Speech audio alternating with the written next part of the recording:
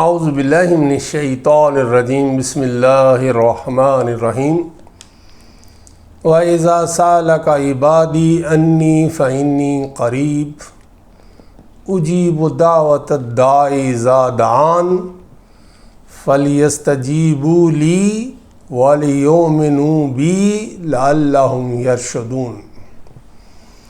جب میرے بندے میرے بارے میں آپ سے سوال کریں تو آپ کہہ دیں کہ میں بہت ہی قریب ہوں۔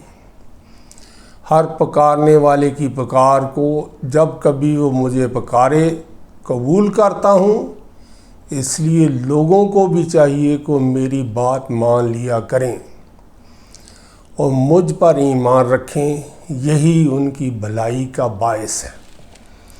اس سورہ البقرہ کی آیت نمبر 186 ہے۔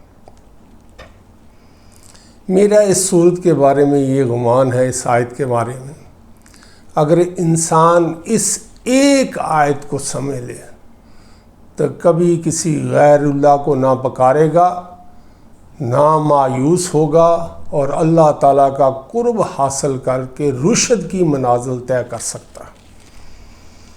اب سب سے پہلے جو جملہ ہے وَإِذَا سَأَلَكَ عِبَادِي أَنِّي، جب میرے بندے میرے بارے میں سوال کریں، اللہ کی عظمت بتائی جا رہی ہے۔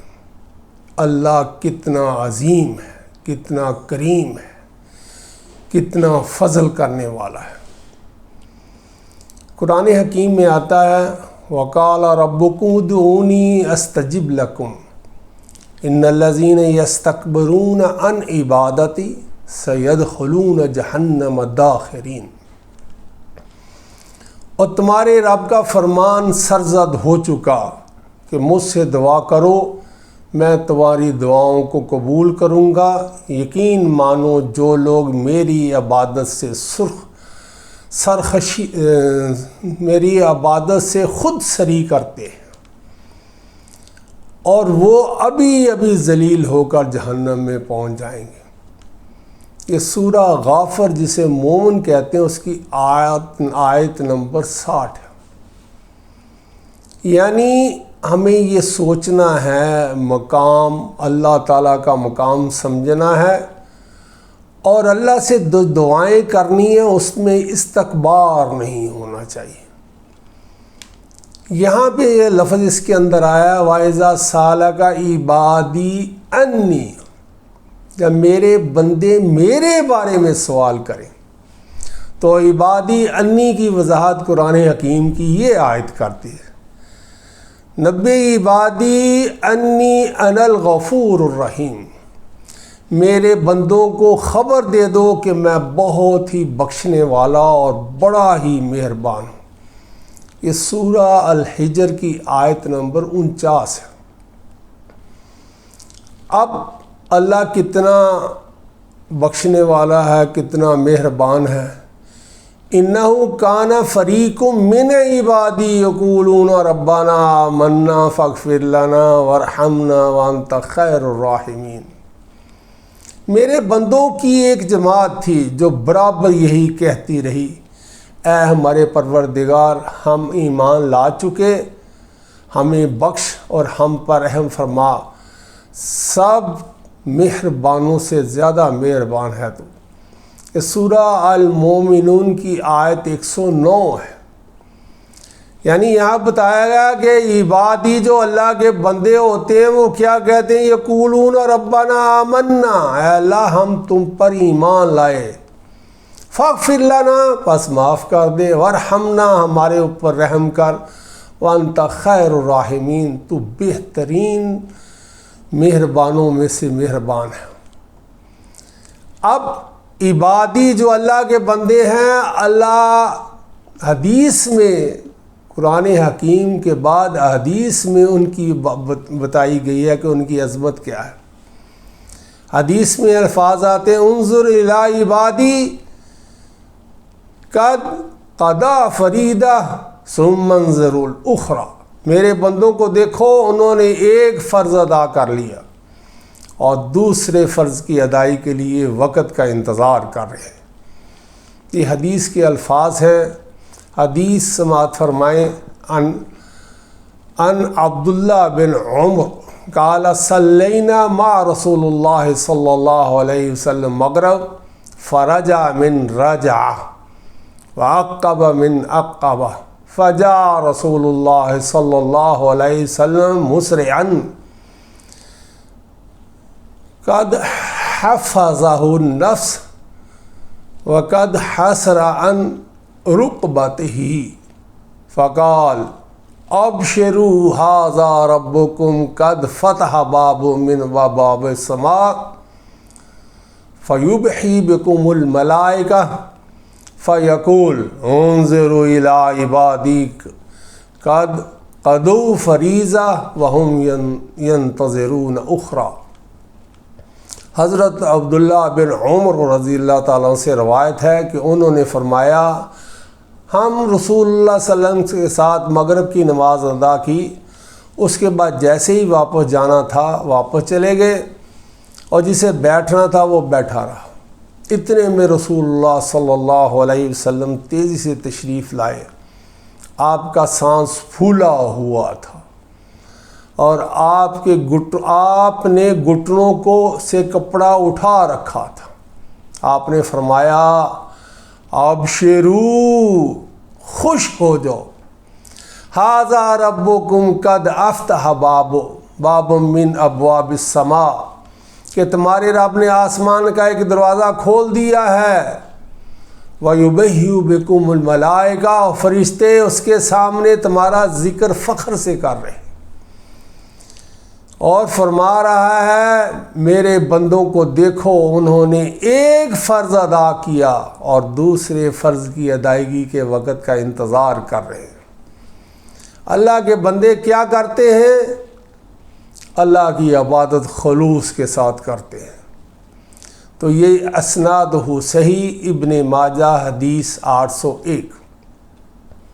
اگلا حصہ آ گیا فإنی قریب اذا سالک عبادی انی فإنی قریب. اللہ کتنا قریب ہے انسان کے. یہ قرآن حکیم کی یہ آیت اسے نور علی نور بناتی ہے. وہ آیت کیا ہے؟ وَلَقَدْ خَلَقْنَا الْإِنسَانَ وَنَعْلَمُ مَا تُوَسْوِسُ بِهِ نَفْسُهُ وَنَحْنُ أَقْرَبُ إِلَيْهِ مِنْ حَبْلِ الْوَرِيدِ. اللہ تعالیٰ فرماتے ہیں ہم نے انسان کو پیدا کیا اور اس کے دل میں جو خیالات اٹھتے ہیں ان سے ہم واقف ہیں اور ہم اس کی رگے جان سے بھی زیادہ اس کے قریب ہیں. یہ سورہ قاف کی آیت نمبر 16 ہے. اب حدیث مبارکہ دیکھ لیں کہ اس کے اندر اللہ تعالیٰ کتنا قریب ہے بتایا جا رہا ہے. اِنَّهُ سَمِيعٌ قریب. الفاظ یہ ہیں حدیث کے اندر بے شک وہ سننے والا اور تم سے بہت قریب ہے.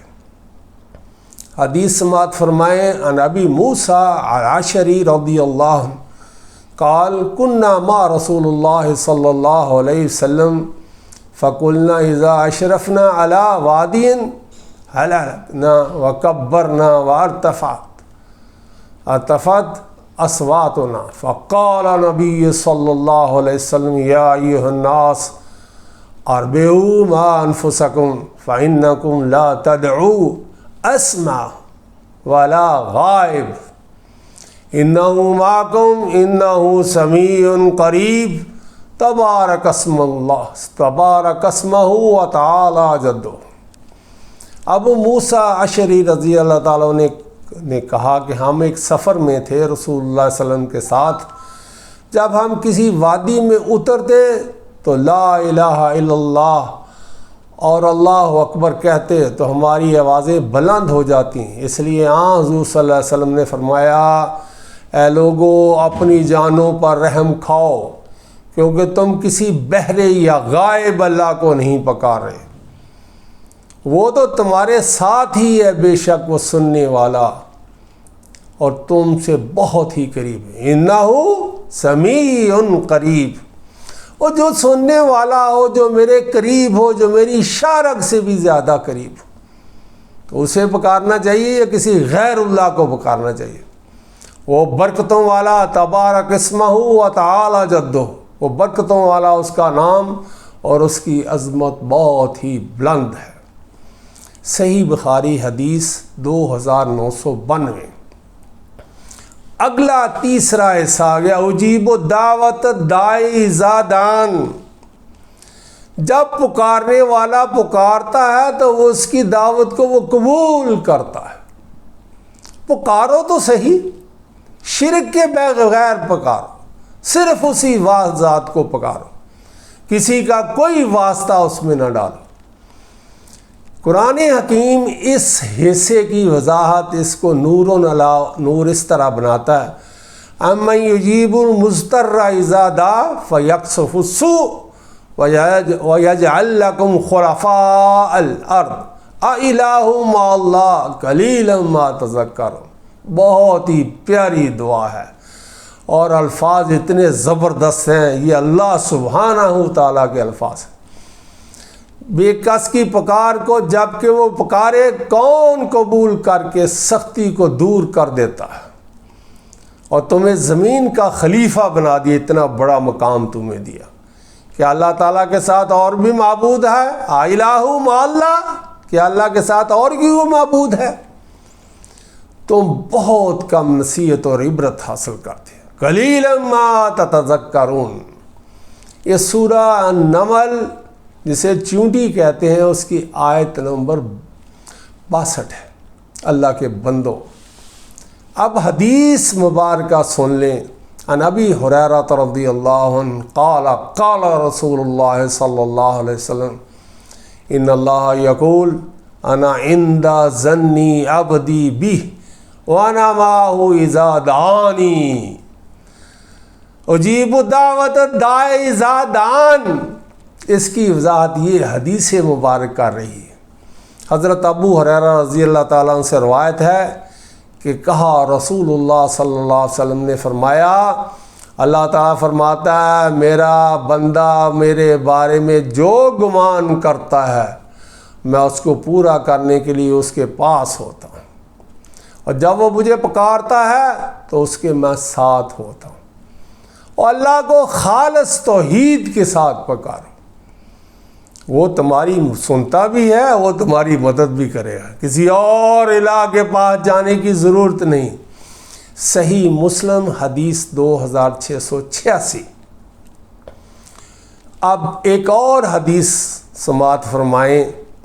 عن ابی ہریرہ عن النبی صلی اللہ علیہ وسلم قال ان اللہ عز وجل یقول انا مع عبدی اذا هو ذکرنی وَتُحَرَّكْتُ بِهِ شَفَاعَتُهُ۔ ابو ہریرہ رضی اللہ تعالیٰ کہتے ہیں کہ نبی کریم صلی اللہ علیہ وسلم نے فرمایا، اللہ تعالیٰ ارشاد فرماتا ہے، یہ حدیث قدسی ہے کہ اللہ کہتا ہے کہ میں اپنے بندے کے ساتھ ہوں، جب وہ میرا ذکر کرتا ہے اس کے ہونٹ میرے ذکر کی وجہ سے حرکت میں ہوتے ہیں۔ ان ہونٹوں کو اللہ نے عطا کیا ہے، اس سے ذکر نکلنا چاہیے، خیر نکلنا چاہیے۔ کیا مشکل ہے اللہ اکبر الحمدللہ اللہ اکبر سبحان اللہ وبحمدہ یہ ذکر کرتے رہیں۔ یہ ہونٹ جو ہیں وہ اللہ کی رضا کے لیے کھلنے چاہیے۔ اسنادہ صحیح، ابن ماجہ حدیث 3792۔ اور حدیث سماعت فرمائے عن ابی ہریرہ رضی اللہ عنہ قال قال رسول اللہ صلی اللہ علیہ وسلم ان للہ اتقاء فی کل یوم و لیلہ لکل عبد منہم دعوت مستجابہ۔ حضرت ابو ہریرہ رضی اللہ تعالیٰ سے روایت ہے کہ رسول اللہ صلی اللہ علیہ وسلم نے فرمایا، ہر دن اور ہر رات اللہ تعالیٰ کی طرف سے کچھ لوگوں کو جہنم سے خلاصی نصیب ہوتی ہے، اور ان میں سے ہر بندے کی ایک ایسی دعا ضرور قبول ہو جاتی ہے۔ اللہ کے بندو، اللہ سے مانگو، اپنی آخرت سنوارو۔ دنیا میں جو کچھ ہے وہ مرنے سے پہلے آپ کو مل جائے گا۔ اسنادہ صحیح، مسند احمد حدیث 7450۔ یہ بہت بڑا مقام اس آیت کا ہے، فَلْيَسْتَجِيبُوا لِي، تو انہیں میری پکار کے اوپر آنا ہوگا، جیسے میں چاہتا ہوں ویسے زندگی بسر کرنی۔ قرآن حکیم کی یہ جو آیت ہے اس کی وضاحت کرتی ہے، استجیبوا لربکم من قبل ان یاتی یوم لا مرد لہ من اللہ ما لکم من ملجأ یومئذ وما لکم من نکیر۔ یہ قرآن حکیم کا اعزاز ہے، وہ اپنے الفاظ سے پہچانا جاتا ہے کلام اور رب العالمین ہے۔ اپنے رب کا حکم مان لو اس سے پہلے کہ اللہ کی جانب سے وہ دن آ جائے جس کا ہٹ جانا ناممکن ہے۔ تمہیں اس روز نہ کوئی پناہ کی جگہ ملے گی اور نہ چھپ کر انجان بن جانے کی۔ یہ سورہ الشعراء کی آیت نمبر 47 ہے۔ حدیث مبارک سن لیں، فَلْيَسْتَجِيبُوا لِي، تو انہیں میری پکار پہ عمل کرنا ہے، میرے جیسے میں چاہتا ہوں ویسے زندگی بسر کرنی۔ عن ابی ہریرہ رضی اللہ عنہ قال قال رسول اللہ صلی اللہ علیہ وسلم من سرہ ان یستجیب اللہ لہ عند الشدائد والکرب فلیکثر دعاء فی الرخاء۔ بہت ہی پیارے الفاظ ہیں، دریا کو کوزے میں بند کر دیا گیا ہے۔ یہ ہے اعجاز، یہ ہے مقام مصطفیٰ صلی اللہ علیہ وسلم۔ ابو ہریرہ رضی اللہ تعالیٰ کہتے ہیں کہ رسول اللہ صلی اللہ علیہ وسلم نے فرمایا، جسے اچھا لگے اور پسند کرے کہ مصائب اور مشکلات اور تکلیف زدہ حالات میں اللہ اس کی دعائیں قبول کرے، تو اسے کیا کرنا چاہیے؟ اسے کشادگی اور فراخی کی حالت میں کثرت سے دعائیں مانگتے رہنا چاہیے۔ جس وقت اللہ نوازتا ہے اس وقت اللہ کو پکارو۔ اگر مشکلات آئیں گی اس وقت خرچ کرو، انفقو، اپنے مال جان سب کچھ خرچ کرو اس وقت جب اللہ تعالیٰ نے تمہیں کشادگی اور فراخی دی ہے۔ اسنادہ صحیح، جامع ترمذی حدیث 3382۔ اب دعا کی قبولیت کے اوقات ہوتے ہیں، وہ بتائے جا رہے ہیں اس حدیث مبارکہ میں۔ ہمیں چونکہ لا علم ہے اس لیے جب قبولیت کا وقت ہوتا ہے اس وقت ہم سوئے ہوتے ہیں یا ہمیں پتہ ہی نہیں ہوتا۔ انس بن مالک قال قال رسول اللہ صلی اللہ علیہ وسلم اذا نودی بالصلاۃ فتحت ابواب السماء واستجیب الدعاء۔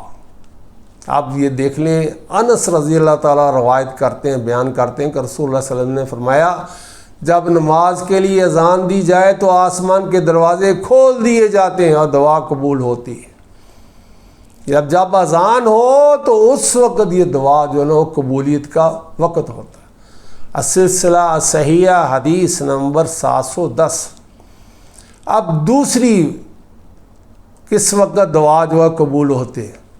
ان مکحول عن النبی صلی اللہ علیہ وسلم انہ قال اطلب الاجاب الدعاء عند تقاء الجیوش واقامت الصلاة ونزول الغیث۔ مکحول رضی اللہ تعالیٰ نبی کریم صلی اللہ علیہ وسلم سے روایت کرتے ہیں کہ آپ نے فرمایا، اس وقت قبولیت کی دعا چاہو جب لشکر آپس میں لڑ رہے ہیں، جب اہل ایمان قتال فی سبیل اللہ کر رہے ہوں، تو اس وقت جب لشکر اپنے سامنے ہو تو اس وقت دعا مانگو۔ نماز کے لیے اقامت کہیں جاری ہو، پہلے کا اذان کے وقت جب اقامت کہیں جاری ہو تو اس وقت بھی دعا قبول ہوتی، اور بارش کا نزول ہو رہا۔ 3 مواقع یہاں پہ بیان کر دیے ہیں کہ جب جہاد فی سبیل اللہ ہو اور 2 لشکر آپس میں ٹکرائیں تو اس وقت دعا مانگو، نماز کے لیے اقامت کہی جائے پھر بھی دعا قبول ہوتی ہے اور بارش کے نزول ہو رہا۔ السلسلہ صحیح حدیث 711۔ اب دعا جو ہے وہ مقبول کیسے ہوگی؟ عن علی قال قال رسول اللہ صلی اللہ علیہ وسلم کل دعاء محجوب حتی یصلی علی نبی صلی اللہ علیہ وسلم۔ علی رضی اللہ تعالیٰ بیان کرتے ہیں کہ رسول اللہ صلی اللہ علیہ وسلم نے فرمایا اس وقت تک دعا قبول نہیں ہوتی جب تک نبی صلی اللہ علیہ رسول اللہ صلی اللہ علیہ وسلم پر درود نہ بھیجا جائے۔ اللہم صلی علی محمد وعلی آل محمد۔ السلسلہ صحیح حدیث 3007۔ اب ہم اکثر کہتے ہیں دعا مانگتے ہیں قبول نہیں ہوتی۔ اللہ کے بندو یہ حدیث مبارکہ سنو اور اس میں جو حکمتیں بیان کی جا رہی ہیں ان پر غور کرو۔ عن ابی سعید ان نبی صلی اللہ علیہ وسلم قال ما من مسلم یدعو بدعاء لیس فیہا اسم ولا قطیعۃ رحم الا آتاہ اللہ بہا احدی الثلاث اما ان تعجل لہ دعاہ و اما ان یدخرہ لہ فی الآخرہ و اما ان یصرف عنہ من سوء مثلہا قالوا اذا نکثر قال اللہ اکثر۔ اب 3 چیزیں بتائی جا رہی ہیں بہت ہی اہم ہیں۔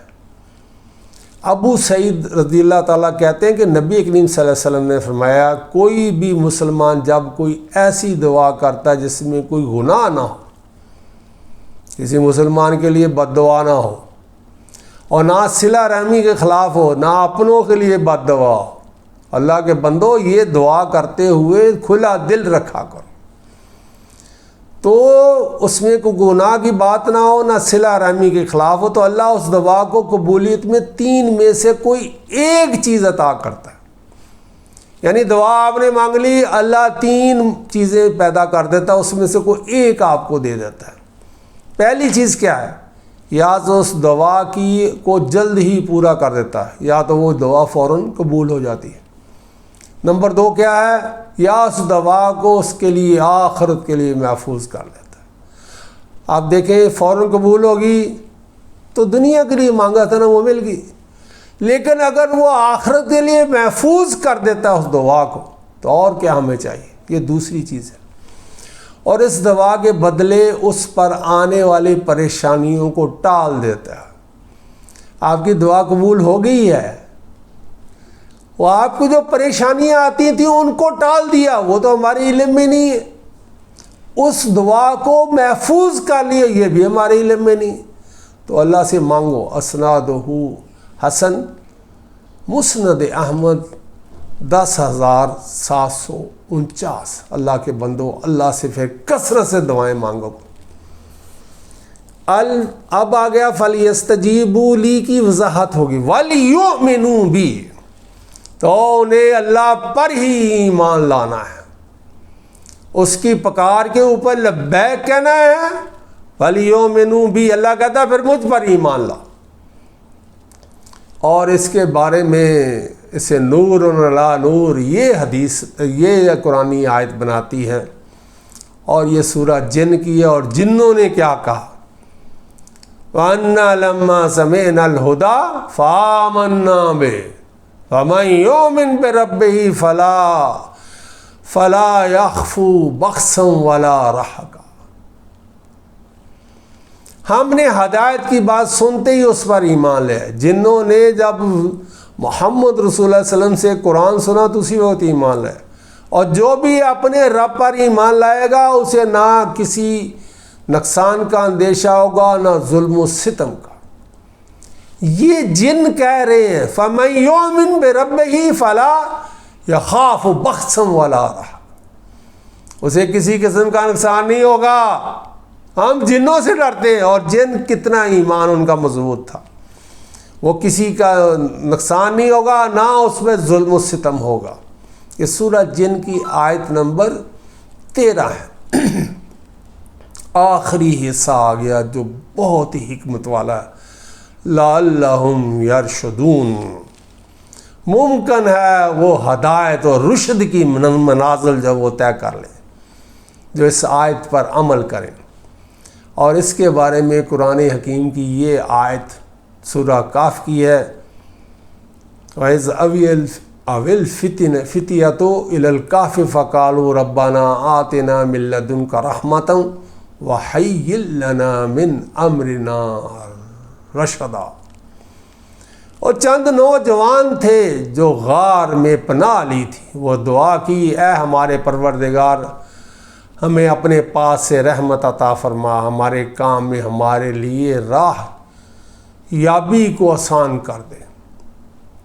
یہ جو ہے سورہ الکہف کے اندر جو اصحاب تھے، اصحاب کہف، انہوں نے یہ دعا کی تھی، ربنا آتنا من لدنک رحمہ، اللہ اپنے پاس سے ہمارے لیے رحمت، خصوصی رحمت بھیج، وَهَيِّئْ لَنَا مِنْ أَمْرِنَا رَشَدًا، اور ہمارے کام کے لیے آسانی کر دے، ہمیں رشد بتا دے ہماری۔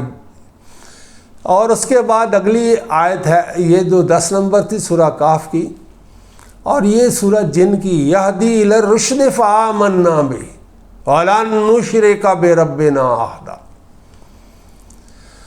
ان جنہوں نے کہا جو راہ راست کی طرف رہنمائی کرتا ہے، یہ قرآن راہ راست، محمد رسول اللہ راہ راست کی طرف رہنمائی کرتے ہو، ہم اس پر ایمان لا چکے، اب ہم ہرگز کسی کو اپنے رب کا شریک نہیں بنائیں گے۔